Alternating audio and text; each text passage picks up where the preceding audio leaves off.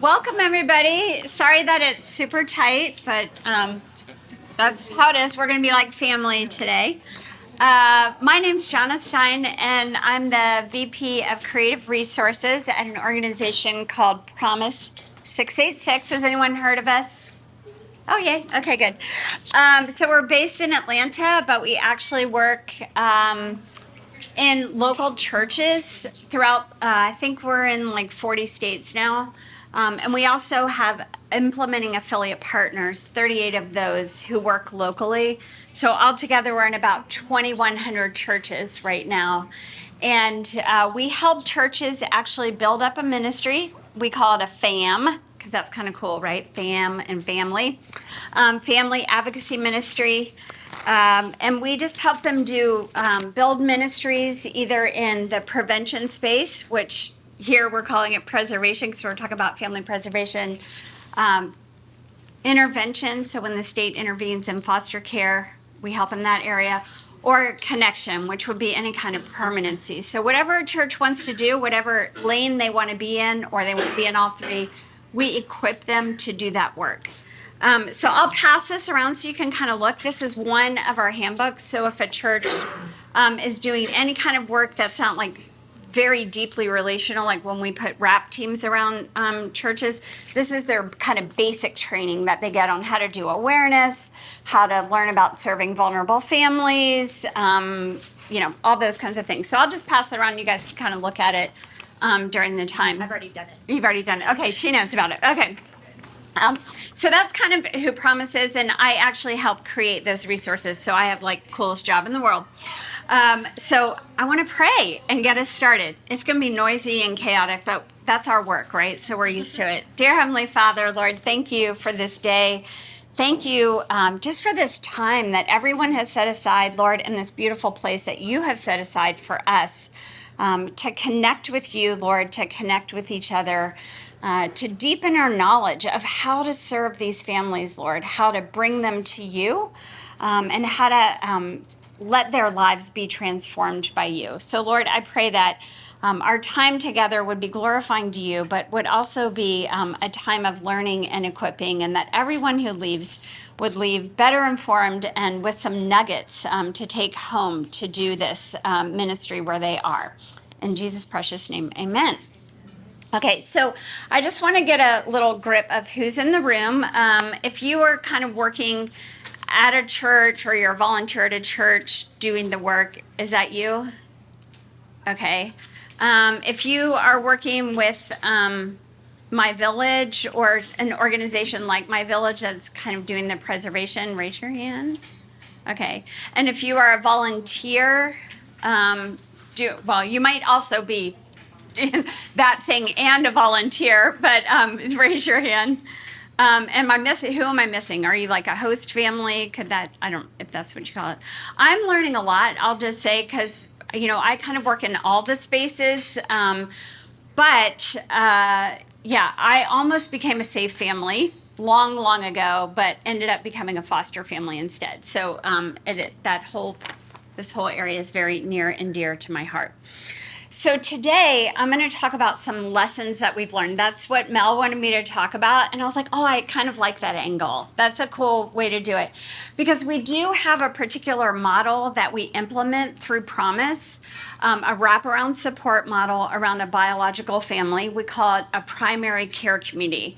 We used to call it a biological biocare community, but I was like, it sounds like some weird experiment. We're not going to do that. And that's not glorifying to a mom or dignifying. I have a bio-CC. People will be like, what? Don't come near me. So, so we changed the name because often it is just the primary caregiver. It might be the aunt or the grandma. I will say in our experience, when we support families with this wraparound support, about 90% are single moms, but we have a few single dads. So I'm going to be talking about the lessons we've learned from that particular model, but really I think they will apply to if you're doing your own wraparound support or just even working with a vulnerable population. So I wanted to have like a beautiful slideshow and all these things, but we were told we would not have technical things, and then I came, so I don't have a slideshow, so it's just me. So I have 7 lessons that we've learned, and I'm going to kind of tell you what the lesson is, and then give you a story that goes with it, and then I'll kind of explain how we address that particular thing, and I will shout over. I'm going to win. Okay. So the first lesson, and this is probably one that you learned early on, there is always more to the story, right? Always more than we see.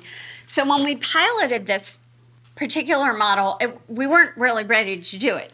I was kind of researching it, looking into it, and we had been putting wraparound support around foster and adoptive families since 2013. And in the first 4 years, I think we wrapped about 214 families, and our numbers were really good. 50% of families will quit the first year that foster, and our families, 90% continued on, and 90% continued on after the second year or adopted. So we were like, okay, this thing really works. Could it work for, the biological family? But as you all know, it's a little more complicated than putting support around a foster family, because the needs are so huge and different, and every situation is unique. But anyways, one of our advocates at our church came to me and said, could we put support around this lady who just came out of homelessness? She is not involved at all in the foster care system, but we just feel like she is not going to survive if we don't, and our foster families are thriving. Why shouldn't she have it? So I was like, let's do it. And we kind of did it like the care community. I had no idea what we were doing. For the mom, I do feel like at the end of, I think we served her for about 9 months. It was pretty successful, but about killed our team because we didn't know what we were doing. And there's more to the story. Oh, this lady was coming out of homelessness. We found out 2 months into serving her that she had a 13-year-old son in Florida in foster care. And she wasn't involved in foster care, but she was. And part of the reason she could not get on her feet is Florida was making her pay the cost of him being in foster care. So it was about because she was having to pay that was about to send her other kids into foster care. It was just a ridiculous situation. But that was just an interesting situation where you often start and you think you know what it is, and then it becomes something much bigger and harder to handle than it was. And I think kind of the things that we've learned is that, and you guys probably already know this, but poverty can look like neglect. And I did not know that when we started serving this family, and our team kept saying, she's neglecting her kids, and then we would get down to it, like she didn't have a babysitter. So she would leave her kids with, the neighbor whose, husband was doing drugs, and not the best option, but it was her only option. So we were kind of learning as we were going. And I really had to teach the volunteers that not to judge and not to try to address all of the mom's problems. It's more like peeling an onion. And it was kind of what I was learning as a foster parent. Like when we've got our first teenager in, and I had teenagers, they were like 18 and 19. And you have a lot of unwritten rules in your family.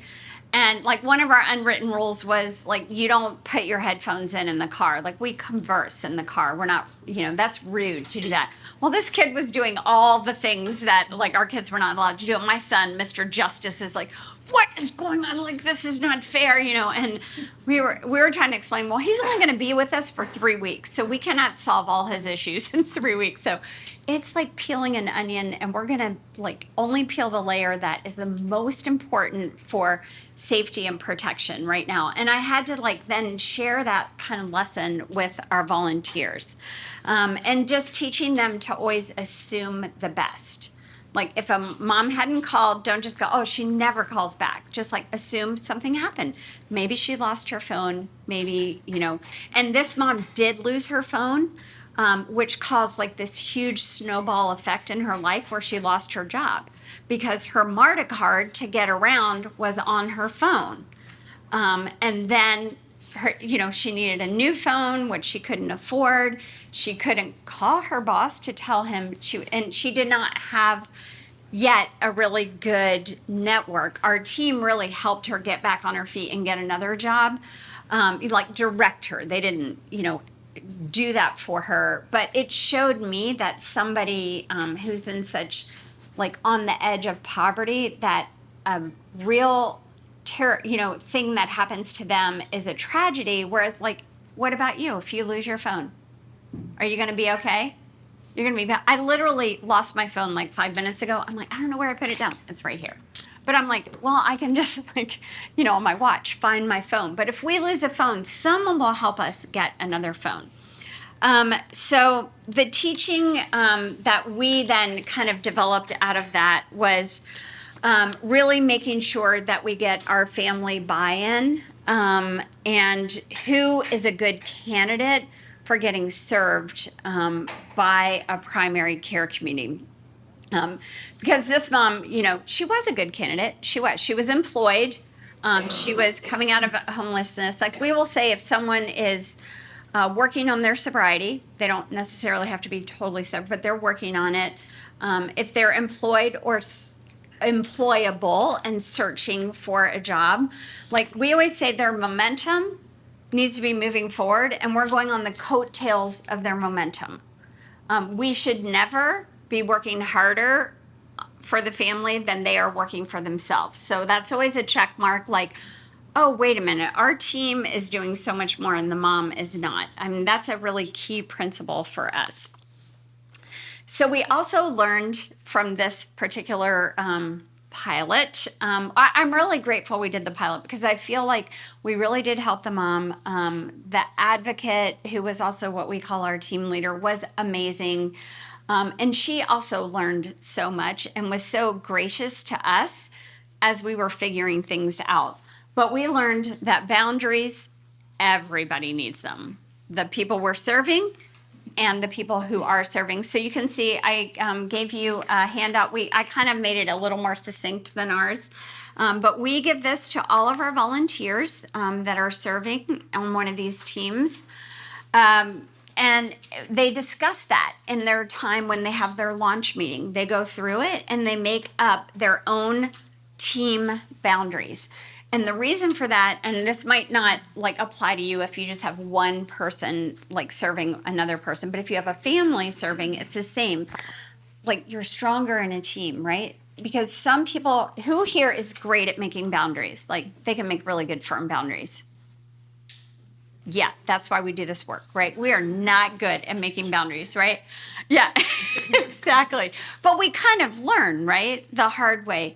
But it's much easier if we have like a group decision, like our team this is how our team operates. So it's not me going, don't call me after 9:30 unless it's an emergency. You could say, our team has this boundary, that we've set in place. So that is something really important we've learned, because people are not good at making boundaries.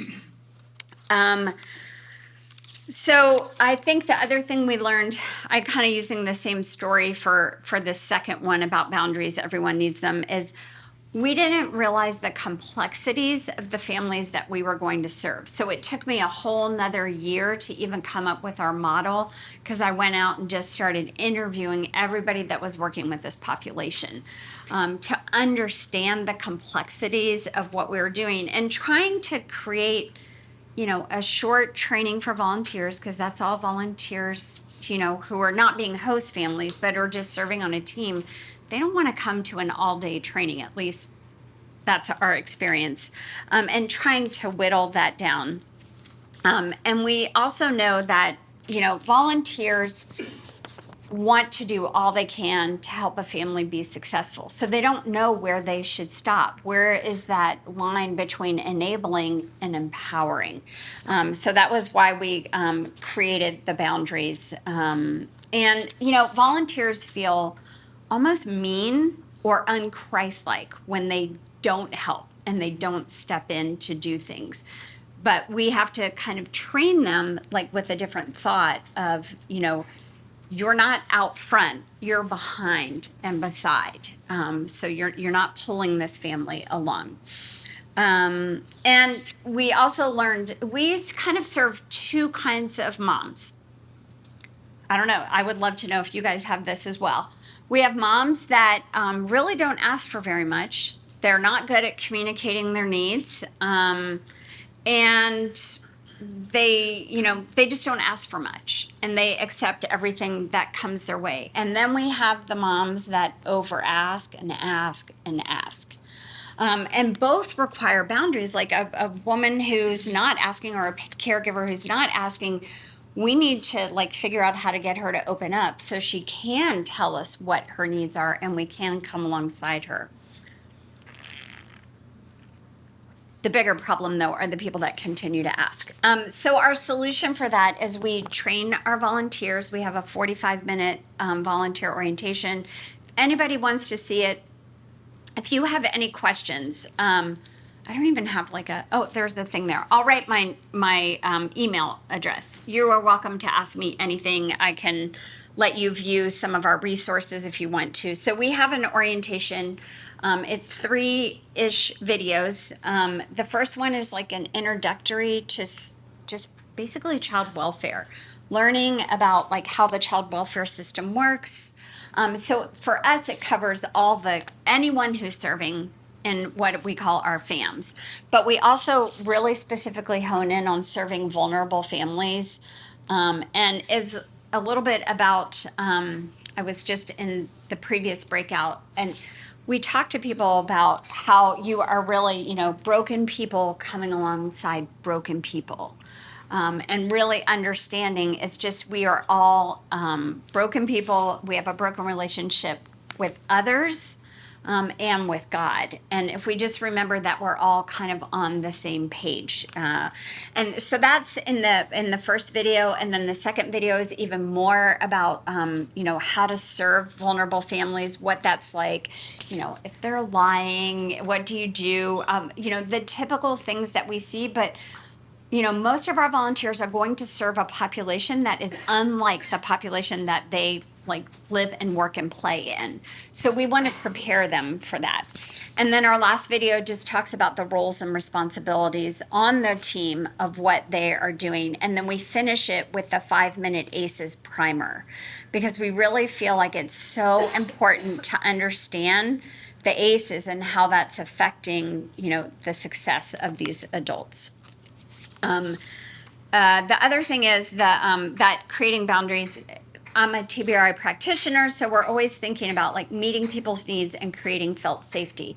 And those boundaries, a lot of times we think boundaries are set in place and they're kind of exclusionary, but I see them more as inclusionary. This is how we can serve well. This is how we can all feel safe and be in a good place. Does anybody have any questions on our first 2 lessons? All right, we'll keep going. Okay, so the third lesson is enabling is much easier than empowering, but it's not better. But enabling is much easier.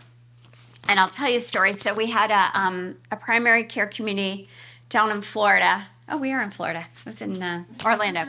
And so they were great. They were serving the single mom. Everything was going hunky-dory the first 3 months. And then mom got sick. And childcare is not an official part of a primary care community for us. We do that on purpose, because we feel like in that first example I told you where a mom will just let anyone take care of her kids because that is what she does. But we want to come from a posture of you ask people to babysit your children when you trust them. And that is in our training for the mom as well. We have a short little 10-minute video, what is this thing, this primary care community? And we talk about childcare and say, when you feel like you can trust the team, then you can talk about childcare and that kind of thing. So we're really trying to relay a new message to moms about that. So So some of our teams do childcare, or, they'll say like, hey, my kids are going to the movies. Can your kids join me? We really encourage them to do life together. And so this team was like, well, we can take the kids to school because she had the flu. I mean, you're down for the count with the flu. But then this kind of like seeped into, well, then they started bringing the kids a couple times a week to school, because if they didn't, then mom wasn't getting them to school. And I call it mission creep, right? Like, it's very slow. And they moved from empowering this mom to enabling her. And the advocate and then the affiliate called me and was like, what do we do? Like, now our team feels like if they don't take the kids to school, they're going to end up in foster care. And I was like, well, first of all, that's not like the goal of the PCC. Like, we're not foster care prevention. We're just coming alongside, the mom to help extend her network. And so I said, well, they're probably going to have a really hard conversation with the mom, a loving, hard conversation. And to be honest, I'm usually optimistic, but I thought, well, this thing's going south. Like, it's over. No, that thing is still going today.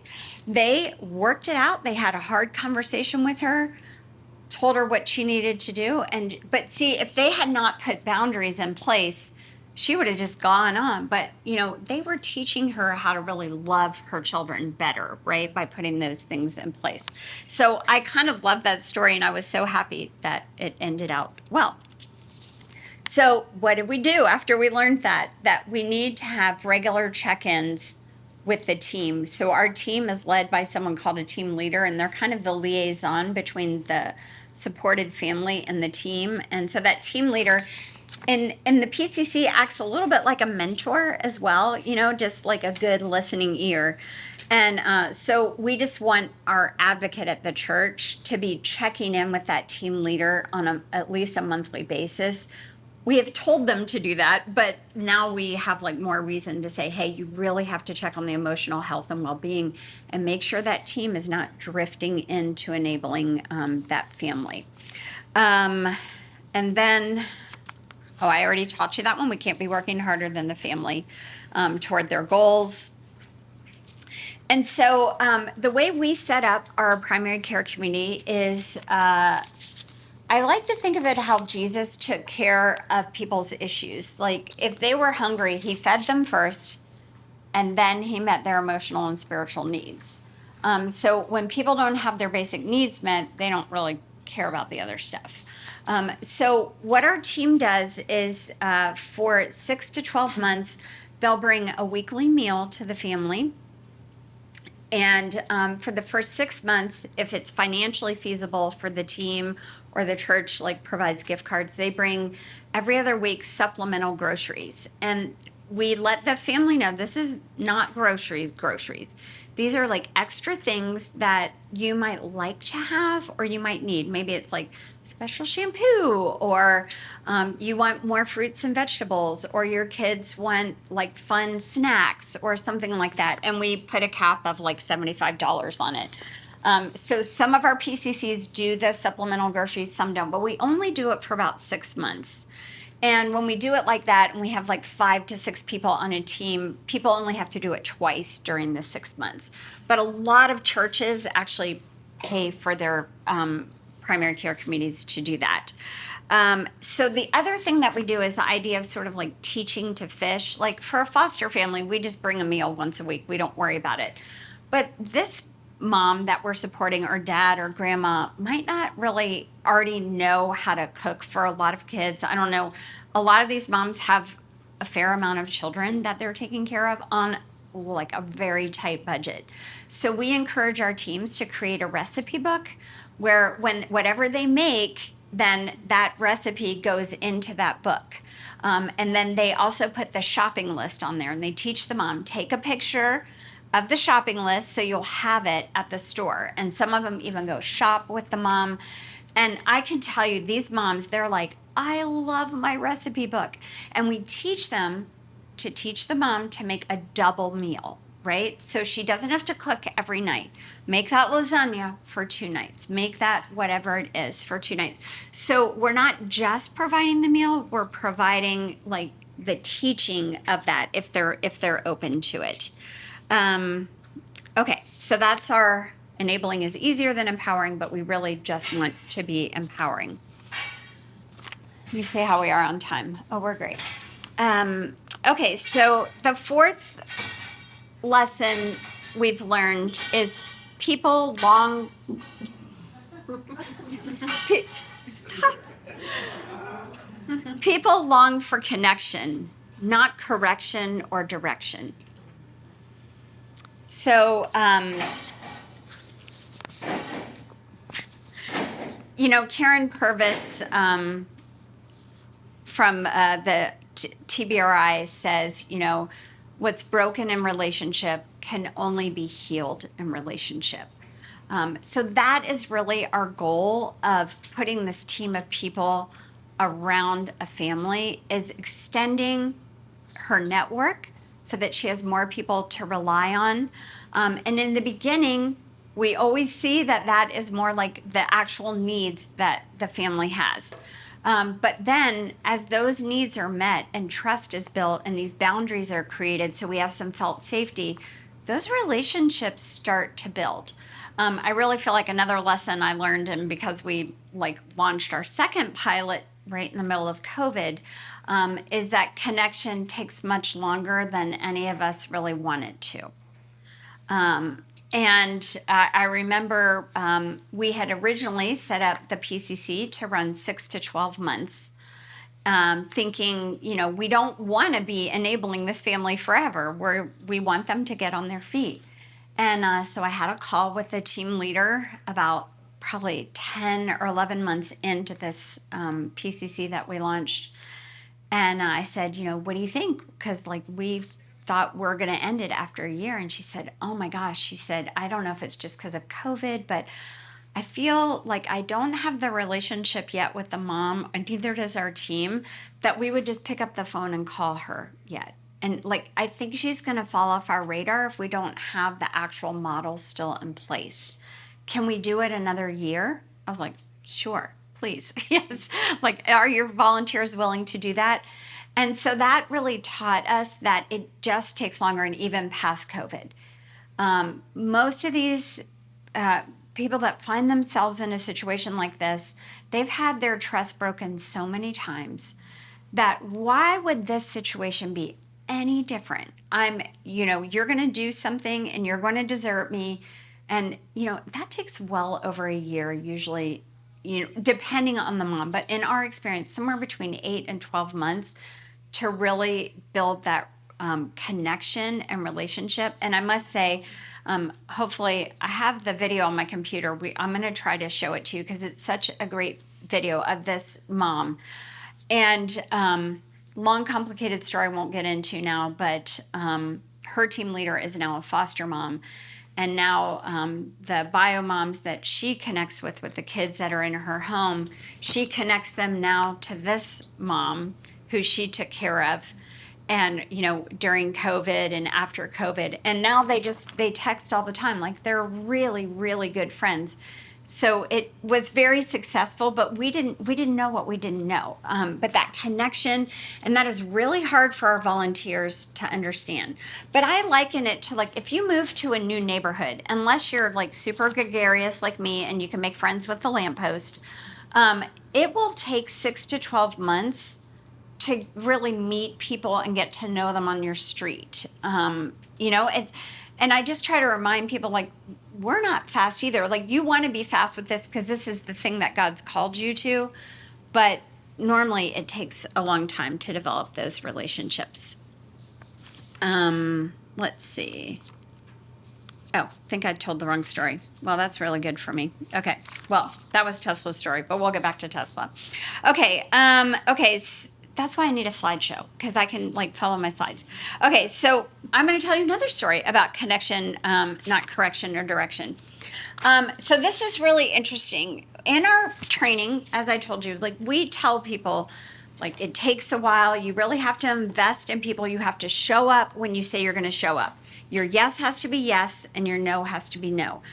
These people need consistency, and that is how they're going to build trust. They might not be consistent, but we need to be consistent, and they will learn this. This is something they've never possibly learned And now they're going to have an opportunity. And, we teach them all the things, right? Coming alongside people. But anyone know this? People come in with their preconceived ideas of they go, yeah, right. Well, that was me as a foster parent. I always say I was trauma informed. I was informed that trauma was coming into my home. And then it arrived, and I was like, they did say this was going to happen, but they didn't tell us what to do about it, right?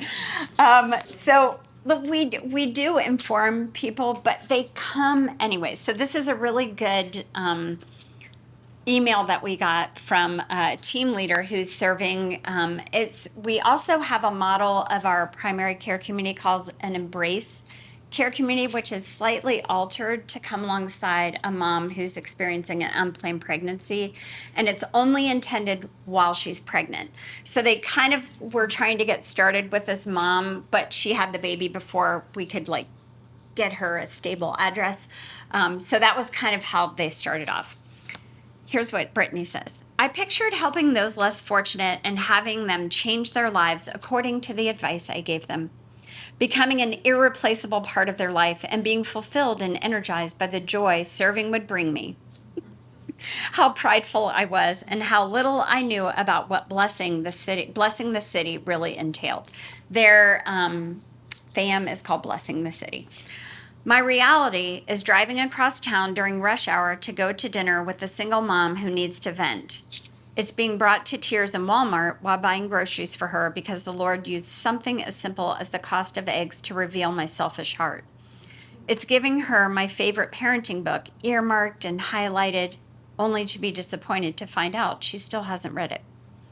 It also means a flourishing friendship with someone I otherwise would never have crossed paths with. It's awkwardly reaching for her hand during prayer to comfort her, only to realize I may have needed the physical connection with a sister in Christ more than she did. It's holding her unplanned son so she can eat a meal in peace and being warmed by his belly laughs and dimpled smile, a bright light that would have been taken too soon if not for the outreach of a Christ-centered pregnancy resource center. It's understanding that my advice won't change her life, but my willingness to be a listening ear and helping hand will. It's knowing that God put this exact woman and child in my path, not so I can change her, but so he can use her to change me. And that's why connection, she thought, I'm going to go in and advise her and do all the things, but really that's not what that mom needed. And, along the way, she's probably going to be more open to it. But what a difference that makes, right? So I always say we're human beings, not human doings. So we really need to be with other people when we're doing this. So as I said, it takes longer to make that connection than any of us would really like. So we've built in some things that in our model that we think help. We have something called a strengths form. I think that's maybe the last page on your little handout. Let me explain a little bit my model, because some of you have the beauty of being able to work really closely with a church and work very directly with families. At Promise, we're a little more removed because we're providing the equipping and the coaching, and then there's kind of two layers in between. So we really have to whittle things down to the simplest version. So you could maybe do a 2-page strengths form, but we have to do what we know will work in a church ministry model. So just want to explain why sometimes our things look a little maybe less deep than other things. So that strengths form, we made it really simple.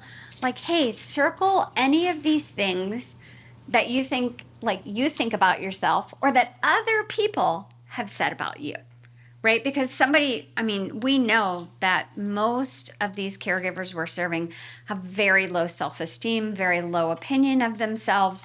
So they're not going to circle probably many things on the list, but it gives our volunteers a starting point. And so they get a copy of that, with those circled things at their launch. So they know when they're going to hang out with this mom and her family, this is where I can go, oh, she loves to whatever, I don't know, watch this show, or she likes, they can ask about it. And we always talk about when our volunteers are serving teenagers, which applies very much to these, caregivers that might be 30, but really emotionally they might be like 15 or 18, is we ask forward-facing questions. We don't ask about their history.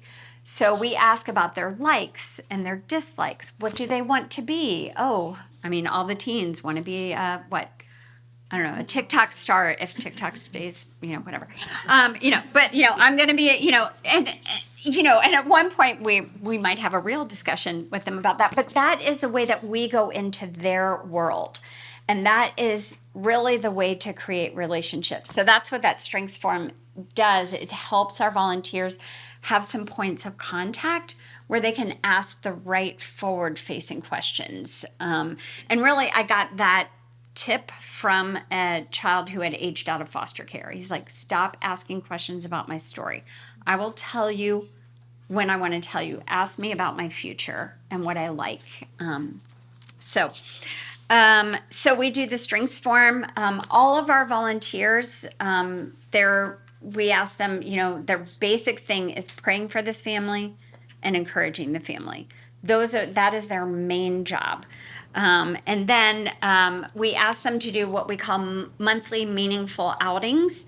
And they can do that like with a couple of families together or individually. And we always say, if you're going to invite them where it's something that has to be paid for, you need to cover the cost. So we always encourage them to keep it low cost. Just so everything could be replicated by the family. And so this is an opportunity for our supported family to see a somewhat healthy, we're hoping healthy families in action, right? And doing things together. And especially in families where like almost all of our families are single moms. So then they can like watch a dad, and a dad can interact with their kids.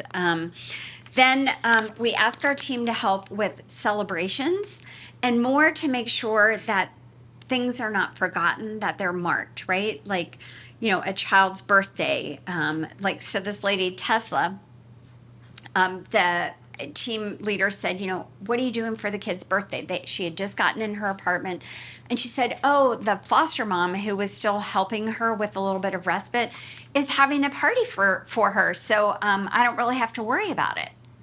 But see, our training is like, we want the mom to do that. So this team leader was really clever, and she said, how about if we get balloons, cupcakes, and you can get your child like one gift, and made it just like so replicable. And then it was special in her home, and somebody else was doing this other thing. So we just kind of, especially that first year, try to hit all the holidays and just make sure the basics are in place. We're like, don't do jumpy houses and all those things. You can't do those. We ask our team to be ready to respond to a crisis. You notice I did not say solve the crisis, right? We're going to be responsive. Meet that need of having someone there to talk through what that might be. Maybe like if the car breaks down, right? Like, oh, I have a mechanic who might be able to give you a discounted rate. Let me call him and ask, and then I'll put you in touch with him. But then we also ask our volunteers to do a warm handoff, like making a phone call to a mechanic you don't know. I don't know about you, but it took me forever to get my teenagers to make phone calls. You would have thought I was holding a gun to their head or something. Like they would be like, I'm not calling. I'm like, yes, you're going to like grow up and be an adult, and we'll role play this. You're going to do it. But who did that for these parents? Nobody. So we have to like come alongside them and help them do these things. So we just call it a warm handoff. Don't just go, oh, here's the link, just look it up. No, let's look it up together on their phone or whatever that is. And that just makes a huge difference.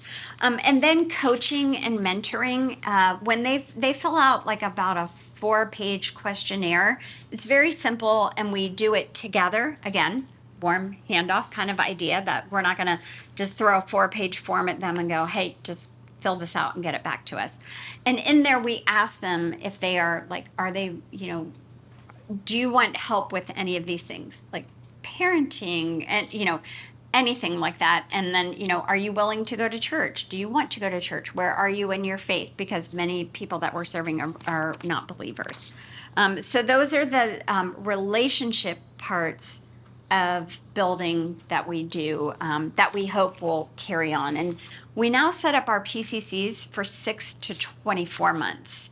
And we have 6-month check-ins to just see. A lot of them do just kind of naturally end after a year. It's kind of interesting. The mom is like, I'm good. We're good, and now we're friends. And others go on to 18 or 24 months. Okay. So the 5th lesson, we don't control outcomes. We walk in obedience and faith.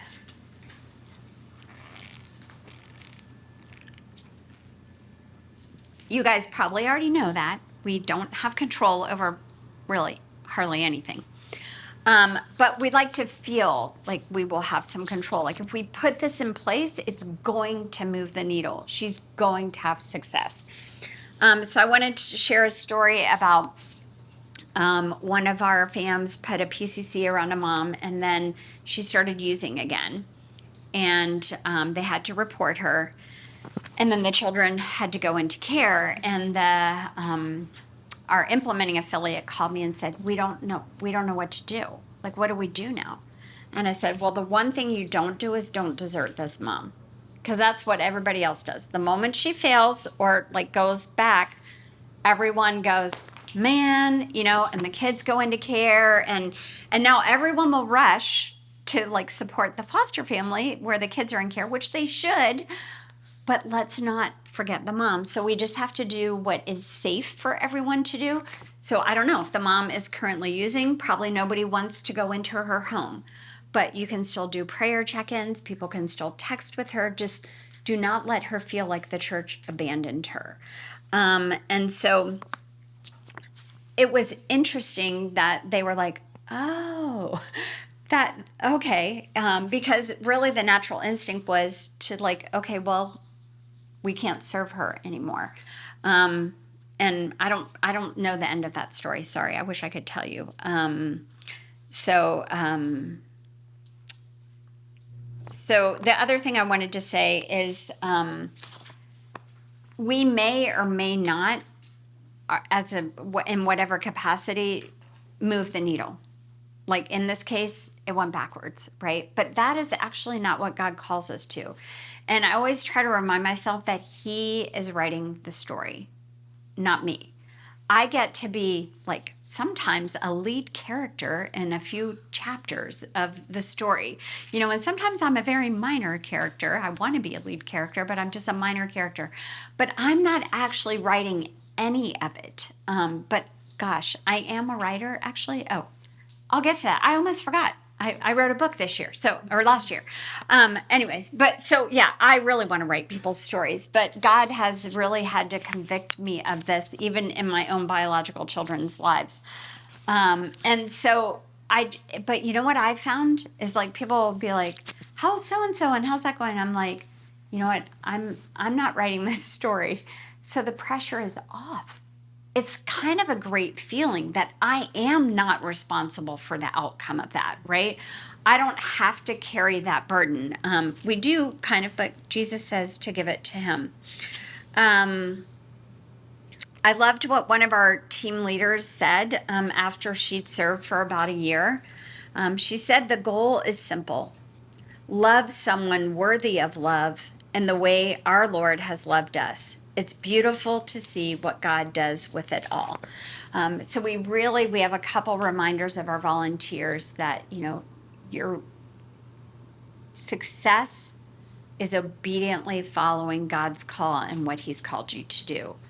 And the rest you can't control or change. And I had to learn that as a foster family, because I kind of had that like rose-colored glasses view when we came into foster care. Like, I know what's going to happen.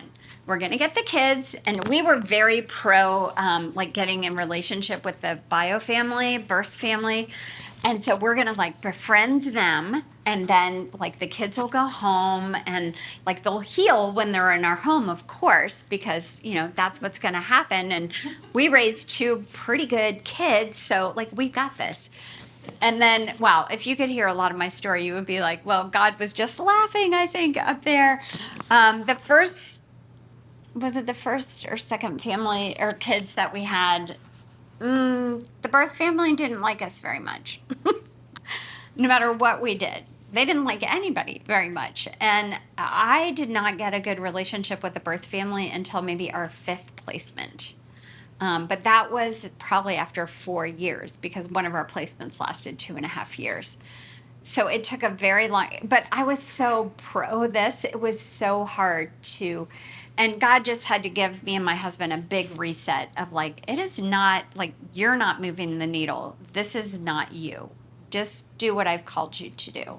And then finally he gave us like a beautiful reunification story. And it was sweet because we had waited so long for it. Okay.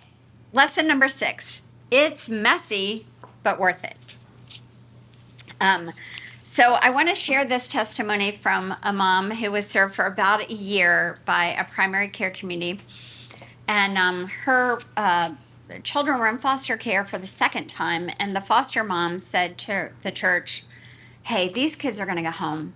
And can't this lady have the same thing that I have? Because like, I don't need it nearly as much as she does. And the church was like, yes, we'll put, they couldn't put the same one around her because of geography, but they put a team around her.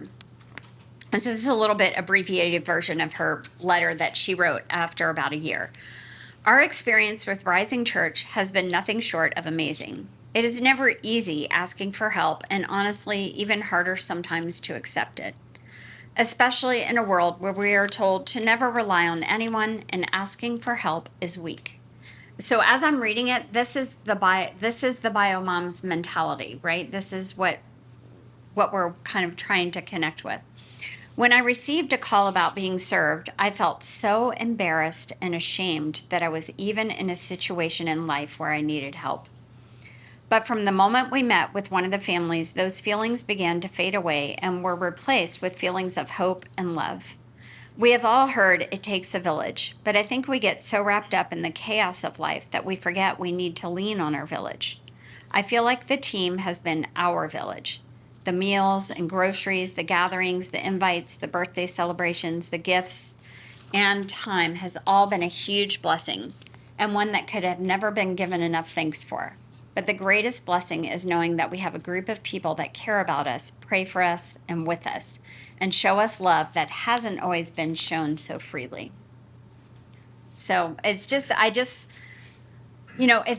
hard for people to accept help, and think about how hard it is for you to accept help sometimes, and as I said before, people have generally let them down in the past, so they're just kind of expecting that to happen again. So we try to teach our families and our volunteers to have realistic expectations in regard to life choices. Okay, so like when we'll have this sometimes, like people will ask, and it's not that often, but they'll say, for their supplemental groceries. Well, my kids really like honey buns and they really love Takis and they like da, da, da. And our volunteers are like, I'm not buying. And I'm like, why? Like, why? Like, that is an extra fun thing for them. But we can be very judgmental about sort of lifestyle choices, especially for like really healthy eaters, or so we try to remind our volunteers, don't be judgy about that. Like if someone can come in and peek at all the things you do, then they could be judgy too. So yeah, just thinking about lifestyle choices. And we really teach them about lying and making up stories. Like our families have a lot of knowledge gaps and they don't want to admit that. So instead, they will make up stories. They will tell you what they think you want to hear. And we teach, do not try to catch somebody in a lie because it will blow up. It won't serve anyone well. And, so we just teach, just not that you have to go along with the lie, but you don't have to confront it head on, because it's not really going to get you anywhere. And that our volunteers should not expect gratitude. We have to really serve,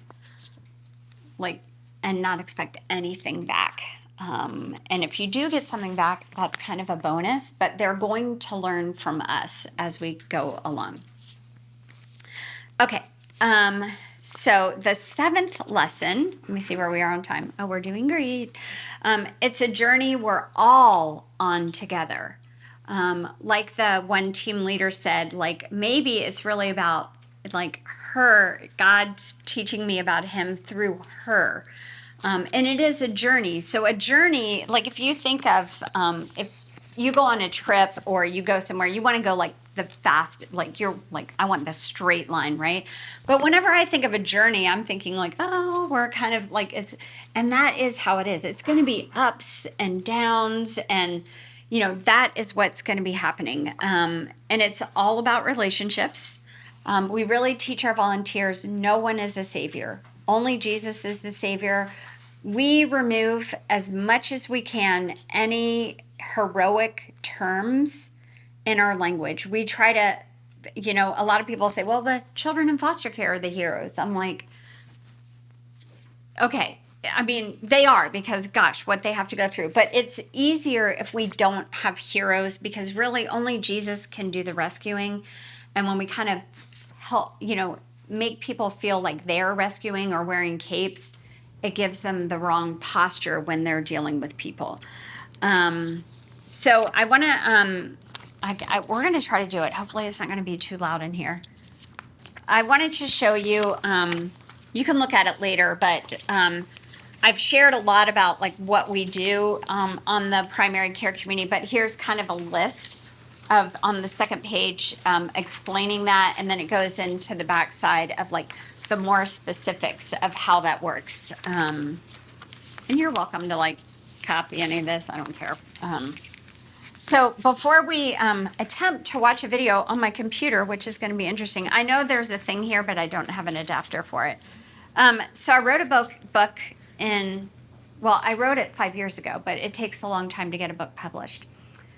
So this book is called Untangling Hope. It's more about foster care. It's not about preservation.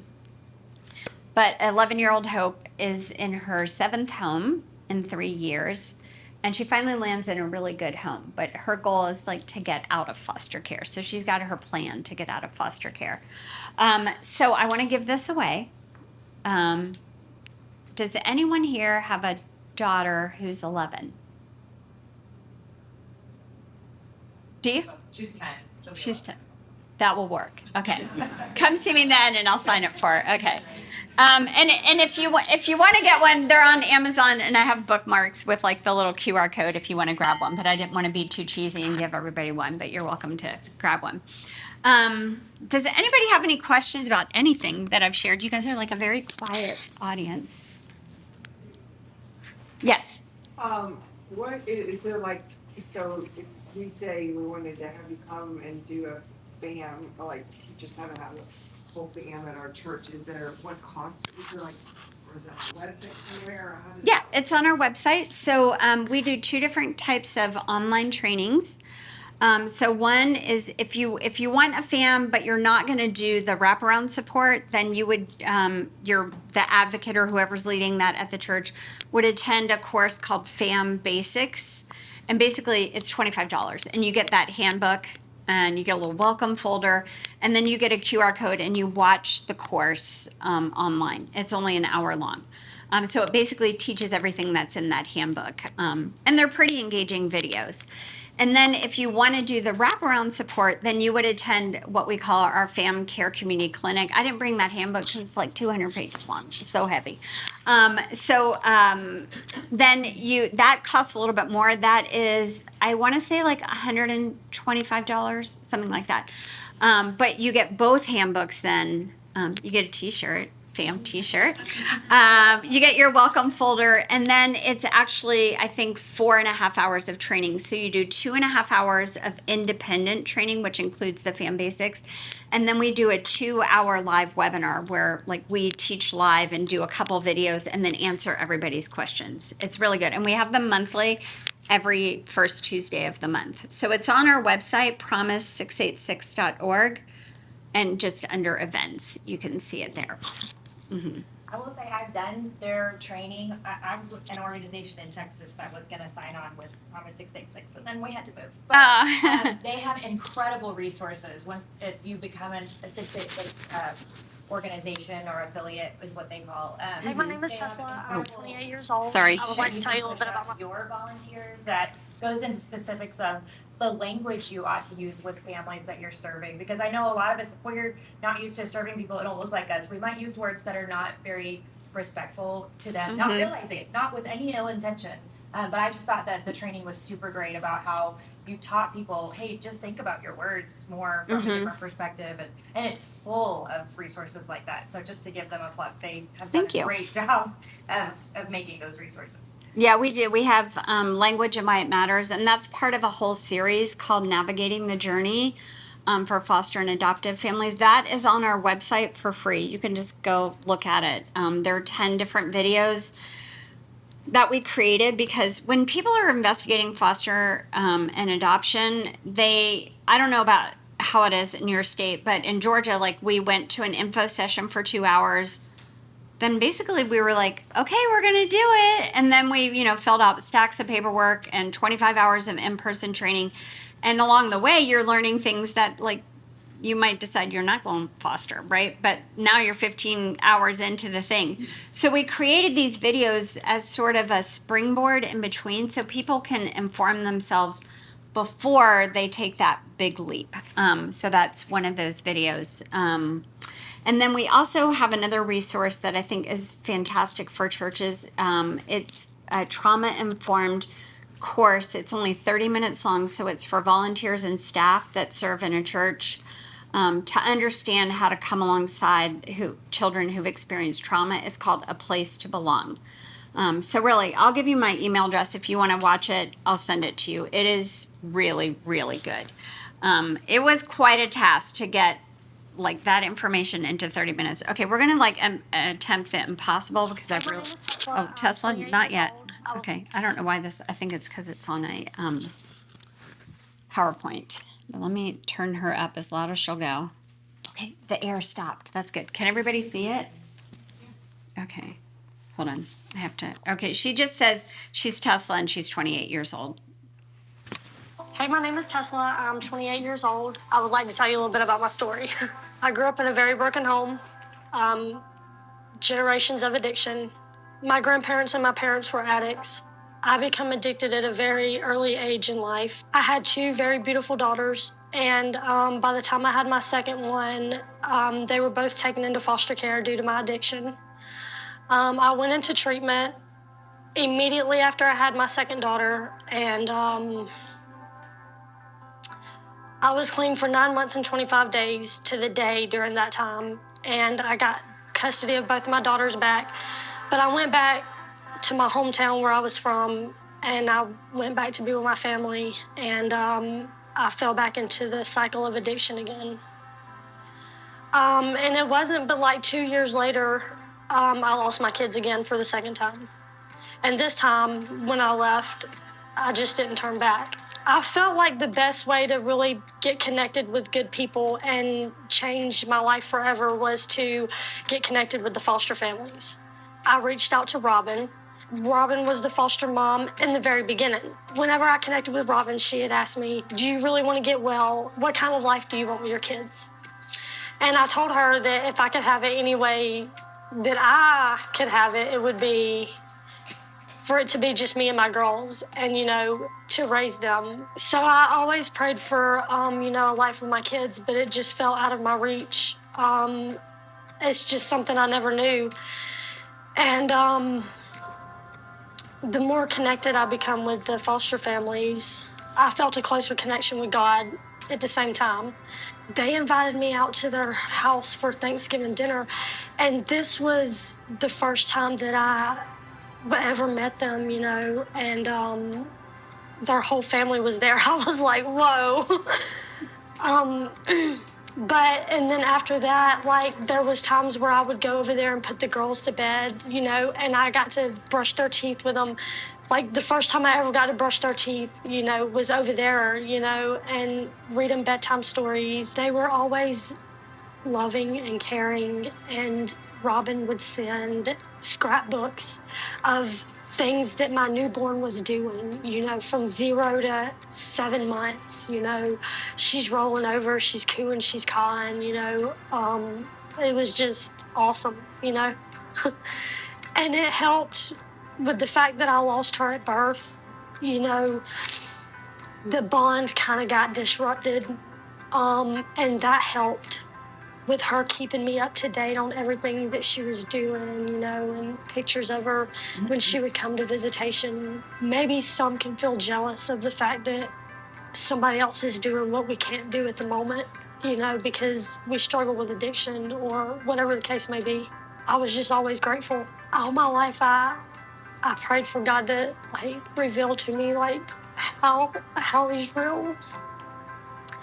And whenever I give birth to my first child, I was like, that's God.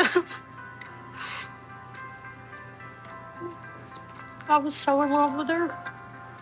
And then I was trapped in addiction with my family.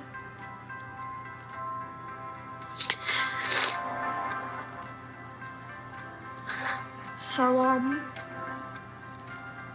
I never could be a mom to her, you know. I knew that I would get the girls back, but I just prayed, like, God, how am I gonna do it whenever they come back? Like, you know, I've never really got the chance to be the mother to them that they need me to be. I just knew that I would need people, you know, people to come alongside me and, like, kind of guide me and show me the ropes, and, you know, and it all come into play. I mean, God just laid it all out. So Robin, the first foster mom, asked me, would I be okay with an organization called Promise 686 from Northlands Church, you know, coming alongside me and supporting me, you know, and just being there for me and the girls, you know. And I was like, absolutely. So I moved into my apartment on July the 1st. The girls come back to live with me on July the 14th. And it was just like the next week after that, Promise 686 was bringing us a warm meal every Wednesday, praying for us. They got the girls Easter baskets, you know, they've brought us board games to play, you know, as a family. They supported us during Christmas, you know, they was right there with us, and just praying for us, you know. Stephanie brought us a Christmas tree and we all set it up. It was my first Christmas with my kids. I mean, it was just beautiful. And it was just beautiful, you know. So just 3 years ago, none of this felt possible. A life with my kids or a community of people that loved us, you know, and we're going to be there. And God just made it all possible. He brought it all together. And she's thriving. She's got a lot of money in the bank. She works at a factory and makes a good wage, and just, it's amazing. It's truly, and now she's pouring into other people. So, we're over. Sorry. I know you wanted to watch the video. All right. So my email is my name, Johnna, JOHNNA, at promise686.org. So if you, and I'm sure it's somewhere else, but, you know, if anyone has, I know everybody, we have to get to lunch because they said, like, we only have an hour to eat. Oh, yeah. And if you want to, I'll put these here. If you want to grab a bookmark. Thank you, guys.